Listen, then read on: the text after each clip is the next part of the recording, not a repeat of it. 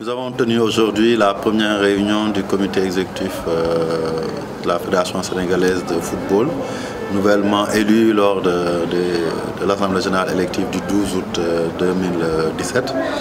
L'ordre du jour comportait plusieurs points. Le premier, c'était naturellement la prise de contact, puisque nous enregistrons l'arrivée de nouveaux membres, aux côtés des membres qui étaient des membres sortants et qui ont été réélus.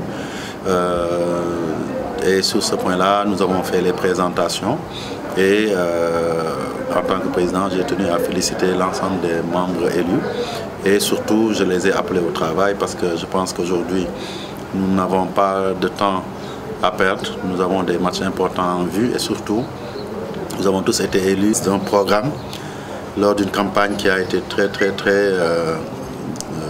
disputée.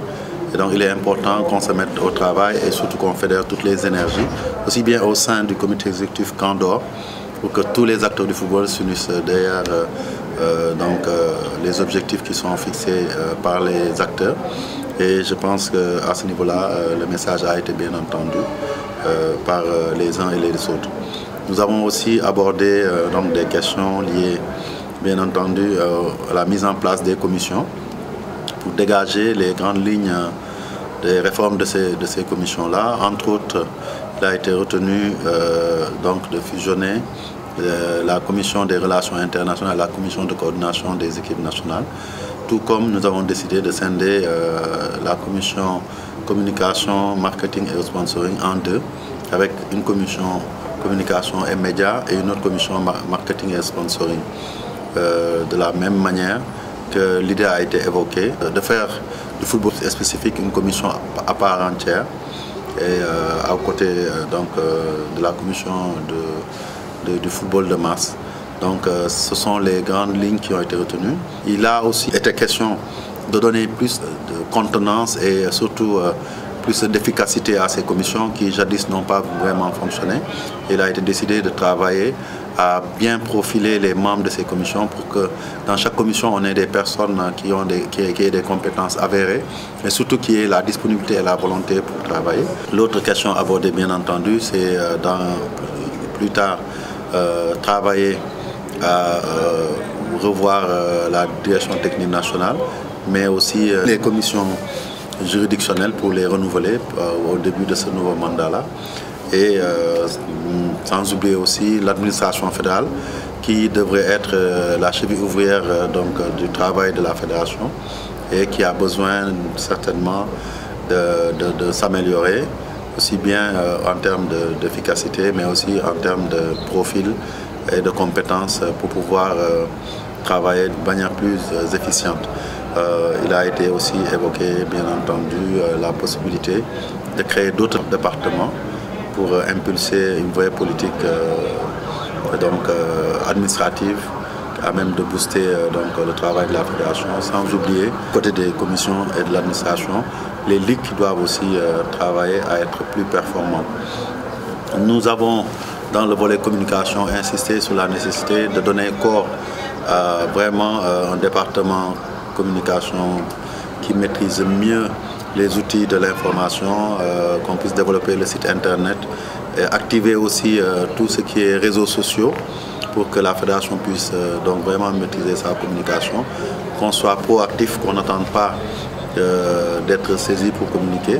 Donc c'est autant de questions qui ont été abordées dans ce volet de mise en place des commissions. Et en définitive, nous avons arrêté de nous retrouver après le match du 5 au Burkina pour une autre réunion de comité exécutif où nous aurons la possibilité d'installer ces commissions permanentes qui seront au nombre de 14. Donc c'est la décision qui a été prise à ce niveau-là. S'agissant des autres points de l'ordre du jour, cela a touché notamment à la préparation du match Sénégal-Burkina du 2 et Burkina-Sénégal du 5 à Ouagadougou.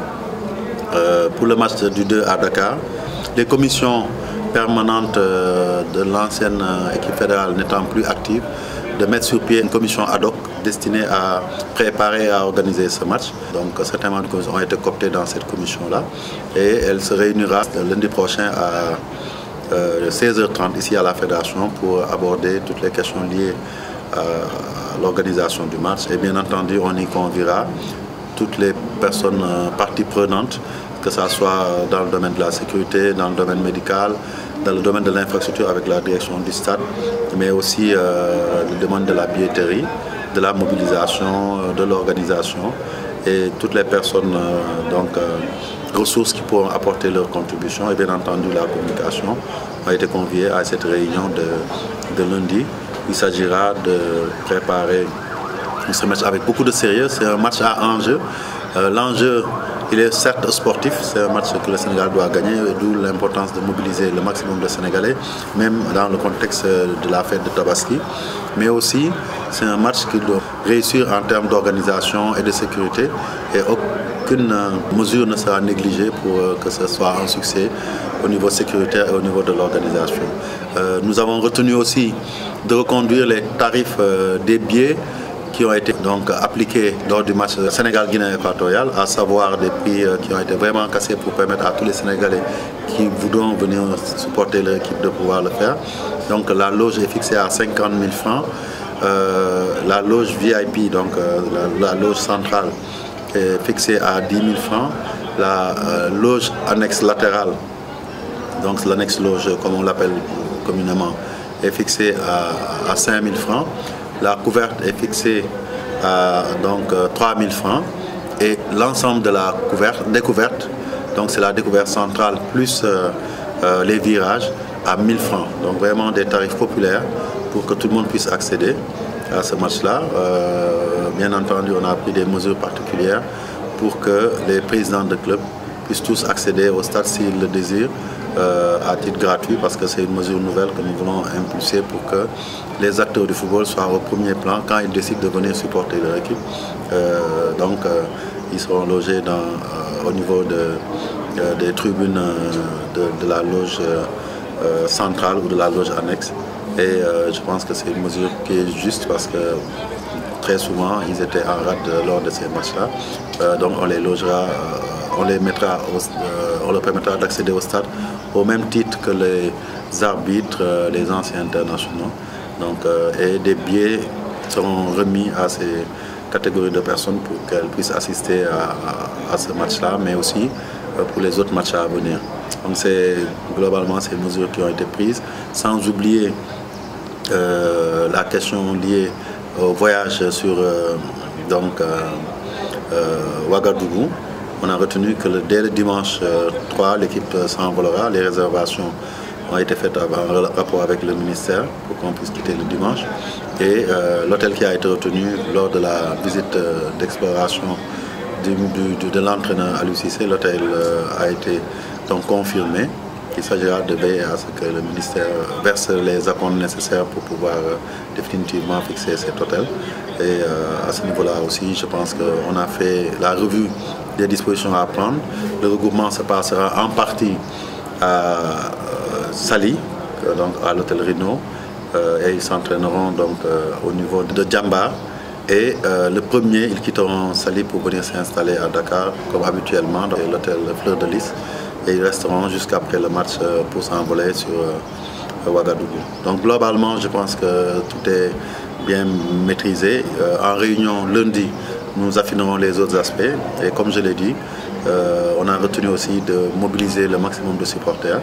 Et nous travaillerons à faire venir tous les supporters pour qu'ils puissent pousser leur équipe à la victoire. Parce que sur ces deux matchs, nous voulons vraiment, à défaut de prendre les 6 points, au moins remporter les 4 pour nous mettre en pole position pour le reste des éliminatoires. Les derniers points, c'était la fin de saison, les compétitions locales, du fait de l'Assemblée générale de la fédération, élective de la fédération, mais aussi des incidents que la finale de la Coupe de la Ligue avait connu.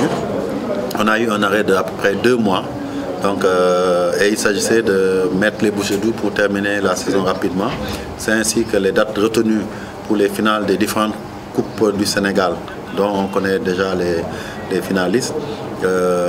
La grande finale se jouera en principe après le 5, le match de Ouagadougou le 5, c'est-à-dire vendredi 8 et le samedi 9 septembre 2017. la finale a été retenue pour être jouée, la grande finale, au stade Léopold Senghor. Parce que dorénavant, ce qui a été retenu, c'est que toutes les finales de Coupe du Sénégal se joueront à Léopold Senghor, parce que c'est une finale qui a grandi et c'est une finale à qui on donne toutes ces lettres de noblesse. Aujourd'hui, il est important qu'on puisse loger cette finale non plus dans les petits stades ou à Demba Diop, mais au niveau de Léopold Senghor. Il y va aussi des mesures de sécurité à prendre. Il est plus facile de gérer la sécurité en période de grande affluence dans le stade de Léopold Senghor plutôt que dans les stades, pour éviter ce qui nous est arrivé à Demba Diop dernièrement, donc à ce niveau-là. Et la veille, le 8, donc, il y aura les finales de football féminin et des cadets. Les juniors joueront la levée de rideau de la grande finale qui opposera deux clubs de Mbour, donc Mbour Petite Côte au stade de Mbour. Donc globalement, c'est ces mesures qui ont été arrêtées. On a examiné le calendrier du championnat de football féminin où il reste 3 journées à jouer. On va prendre les mesures nécessaires pour les terminer très vite. Ce que nous souhaitons, c'est qu'au plus tard, au 15 septembre, tous les championnats soient terminés, puisqu'il y a aussi la coupe de la LFA qui doit se terminer, ainsi que le tournoi de montée des clubs régionaux vers le National 2. Donc tout ça aussi a été passé en revue et des mesures prises et des dates arrêtées pour qu'on puisse terminer à bonne date cette saison avant de nous projeter sur le calendrier de la saison prochaine. Donc voilà les points qui ont été abordés aujourd'hui et il a été retenu dans la période du 5 au 15 de tenir une autre réunion du comité exécutif.